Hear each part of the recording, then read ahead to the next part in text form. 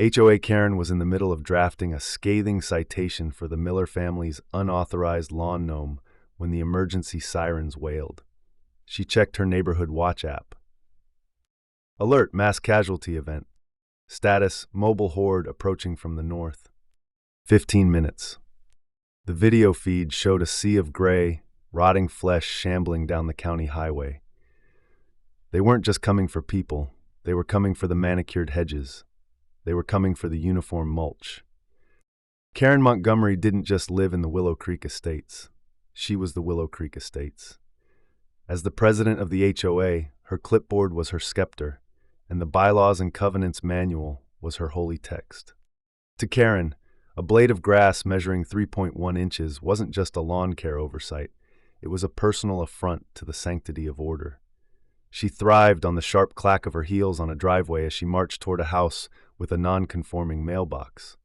That surge of adrenaline, that was pure, unadulterated power. Karen stared at the neighborhood entrance. The stone pillars marked the edge of her dominion.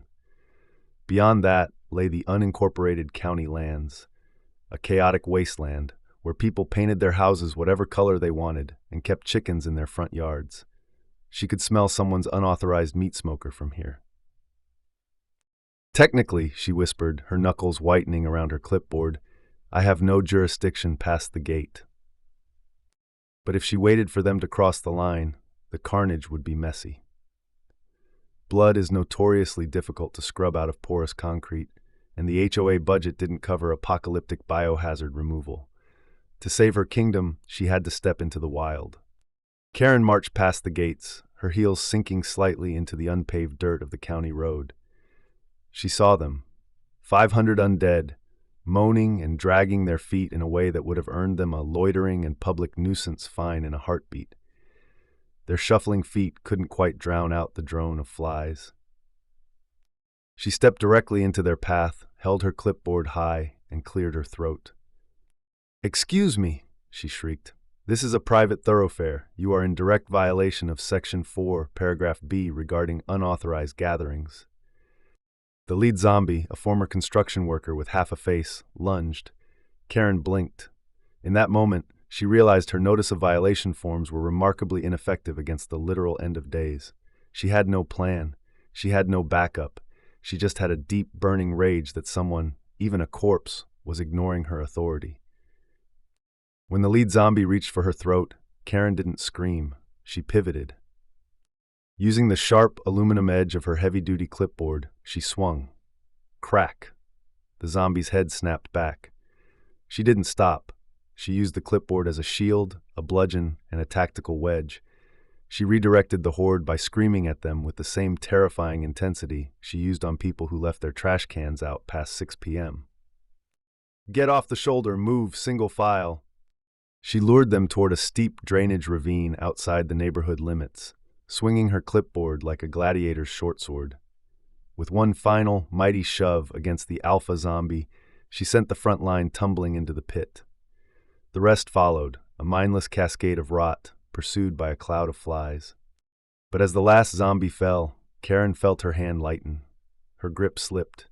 Her favorite mahogany finish spring-loaded clipboard tumbled into the dark, wet ravine, disappearing beneath a pile of snapping jaws and limbs. Karen stood at the edge of the ravine, breathing hard. Her hair was a mess, her heels were ruined, her clipboard, her symbol of office, was gone. She walked back toward the Willow Creek gates, expecting to feel diminished, empty. Without the clipboard, who was she? Just a woman in a stained power suit.